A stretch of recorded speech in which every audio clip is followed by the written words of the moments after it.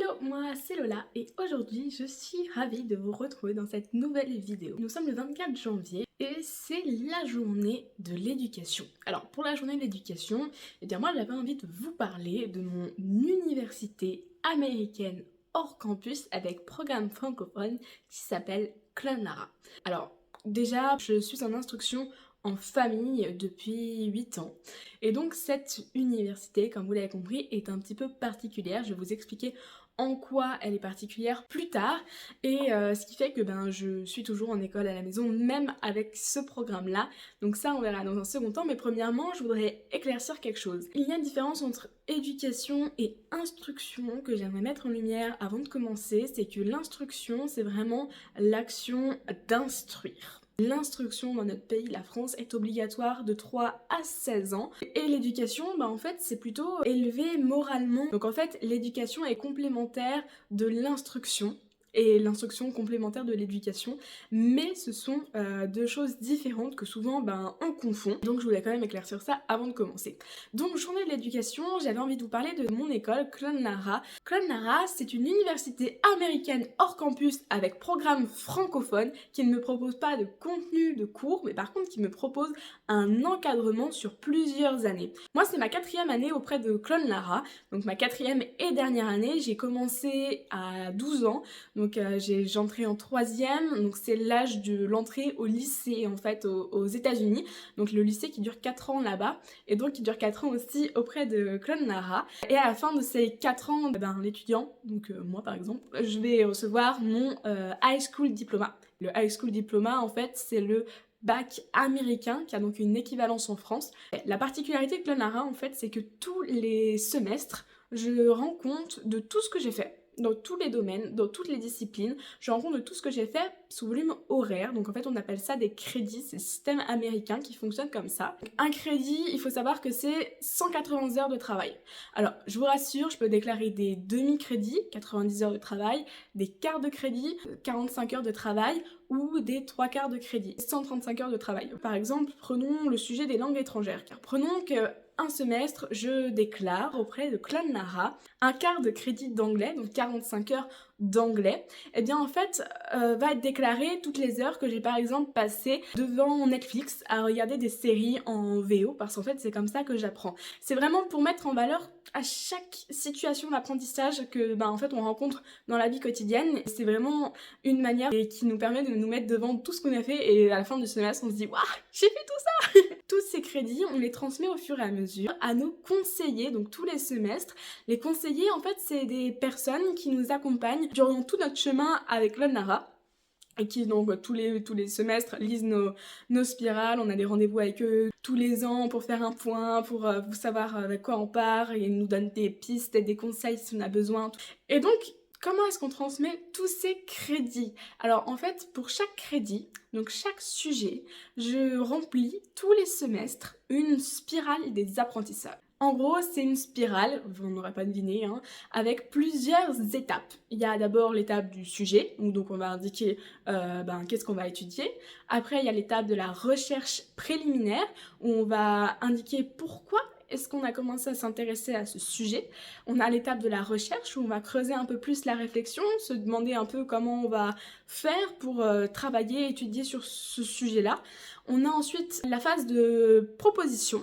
Donc la proposition, là on va vraiment développer comme un plan de tout ce qu'on va faire pendant le semestre dans l'étude de ce sujet-là particulièrement. Puis ensuite on passe à la phase mentor, et là c'est ma préférée je pense. Pour chaque spirale, je vais avoir besoin d'un mentor. Alors, je vous explique, un mentor c'est une personne qui a joué un rôle dans l'apprentissage, et ça c'est ultra important. C'est-à-dire que ça peut être soit une personne qui n'y connaît rien du tout, mais par contre qui t'a motivé, soit une personne qui a vu ton évolution et puis qui était là, qui t'a encouragé, etc. Soit une personne professionnelle, experte du domaine, quoi. Puis clairement, avec cette histoire de mentor, j'ai dépassé les limites de ce que j'aurais pu penser dépasser un jour, parce que moi, j'étais la petite timide quand j'ai commencé Clonlara. Et en fait, au fur et à mesure, en me disant que ben non, ce travail, il faut qu'il soit valorisé par des personnes qui connaissent le domaine, et ben j'ai fait des rencontres incroyables avec des gens incroyables et j'ai eu des mentors mais de folie avec qui j'ai toujours des liens extraordinaires. Ensuite, c'est application. Application, en gros, tu expliques un peu ce que tu as fait pendant le semestre pour accomplir ce que tu voulais accomplir, ton objectif, comment tu avances, si tu es content, si t'es pas content de l'évolution au fur et à mesure. Le résumé, c'est que tu résumes tout ce que tu as fait pendant le semestre. Après, tu as la phase de ressources où là, tu indiques tout ce que tu as utilisé comme ressources, donc bibliographie, filmographie, les personnes avec qui tu as discuté et ce genre de choses. Enfin, c'est ultra riche de faire la liste de tout ça. Ensuite, il y a la phase de portfolio. Et alors là, c'est qu'est-ce que tu as collecté comme images, comme film, comme brochure, qu'est-ce que tu as gardé comme trace de ton travail. Et puis après, tu as la présentation où là, c'est est-ce que tu as communiqué sur ce que tu as fait, est-ce que tu en as parlé avec des gens autour de toi, avec ta famille, avec des amis, avec ton mentor, etc. Et la phase d'aboutissement, donc là c'est ta conclusion un peu, tu arrives à la fin de ta spirale et tu te demandes est-ce que tu es content du travail que tu as fait, est-ce que tu as évolué, est-ce que tu as appris des choses, de te poser toutes ces questions tout au long du semestre et ça te fait vraiment te rendre compte que finalement tu es quand même intéressé par beaucoup de choses et que tu te donnes les moyens d'aller vers en fait ce qui t'intéresse et c'est super parce que tu te rends compte que tu peux faire plein de choses et que tu fais déjà plein de choses et de faire justement Clone Lara, ça te permet de mettre tout ça en valeur. Moi par exemple quand j'ai commencé Clone Lara, j'étais plutôt du style à pas avoir très confiance en moi. On prenait tout à l'heure l'exemple de l'anglais, eh bien c'est très simple, moi quand j'ai commencé Clone Lara, l'anglais c'était bloqué, il y avait un mur, je pouvais pas le franchir, j'avais beau essayer, ça me terrorisait. Et donc avec Clone Lara, je me suis remise à l'anglais, mais l'anglais différemment, parce qu'en fait on avait créé un groupe sur Discord avec les autres jeunes de mon année de Clone Lara, et on discutait, on avait lancé un club d'anglais. Enfin, d'entendre d'autres jeunes que moi discuter en anglais, ça m'a donné un coup de boost et ils m'ont donné tous des pistes, tout le monde est super accueillant et ils m'ont donné tous des pistes, comment ils avaient fait pour apprendre la langue et donc c'est comme ça que j'ai découvert Netflix en VO et ça c'était la découverte du siècle. Finalement maintenant je comprends l'anglais et je me débrouille en anglais, j'ai fait ma première interview en anglais, vous allez bientôt la voir ici, j'ai hâte de vous la partager. Donc voilà, c'est vraiment un super accomplissement et je me rends vraiment compte de l'évolution. Ensuite, Clone Lara, c'est donc comme je vous l'ai dit, sur 4 ans, il y a ce système de crédit par volume horaire avec les spirales des apprentissages. Jusqu'ici, j'espère ne pas vous avoir perdu.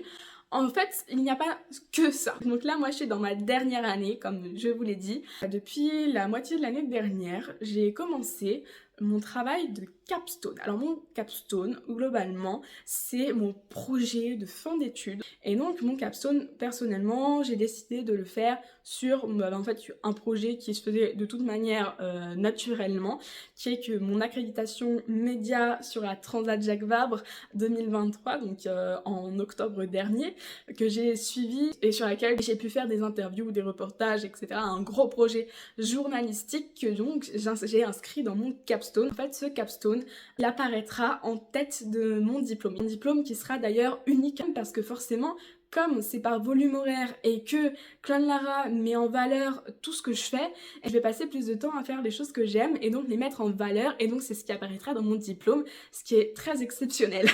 Et en plus de ça, en dernière année, on s'occupe de faire notre portfolio et le portfolio, c'est un petit récap, plus ou moins long, qui déroule le fil de tout ce qu'on a fait, toute l'évolution en 4 ans auprès de Clone Lara. En plus de ça, il y a une liste de lecture à remplir sur les 4 ans, des heures de bénévolat à effectuer aussi, donc ça c'est aussi extraordinaire. C'est vraiment une expérience complètement folle. Moi perso, Clone Lara, ça m'a ouvert énormément de portes que j'aurais même pas pu imaginer leur existence en fait avant, parce que j'avais pas confiance en moi, j'étais timide, introvertie, j'avais peur du monde, peur de moi-même aussi, je me cherchais quoi.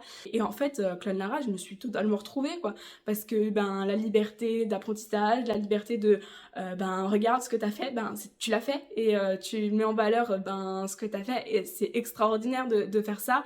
Et en fait, ça m'a fait me poser des questions comme vous l'avez eu dans la spirale. Mais en fait, ces questions-là, jamais de la vie je me les serais posées quoi, et de me les poser tous les semestres pour chaque sujet, c'est vrai que ça me fait vraiment réfléchir. C'est un peu touchant pour moi parce que c'est mes derniers mois en fait à Clonlara, là ça va être mes dernières spirales. Le premier semestre de cette année vient de se terminer et j'avais un peu la boule au ventre parce que t'es là et c'est une tellement belle aventure. Merci à Clonlara d'exister et merci à mes parents de m'avoir permis cette liberté là en fait. Toutes les personnes que j'ai rencontrées grâce à ça, c'est complètement fou. Ça me tenait vraiment à cœur, comme vous l'avez compris, de vous présenter Clonlara en cette journée de l'éducation. Alors un jour, je prendrai le temps, promis, pour vous expliquer peut-être plus en détail ce que j'ai fait en sciences par exemple, ou ce que j'ai fait en littérature, en histoire, enfin, il y a des tonnes de choses que j'aimerais vous partager, donc un jour, promis, je ferai ça. Et en attendant, si ça vous a interpellé, n'hésitez pas, en description, il y a un lien vers le site internet de Clonlara. Allez, ciao!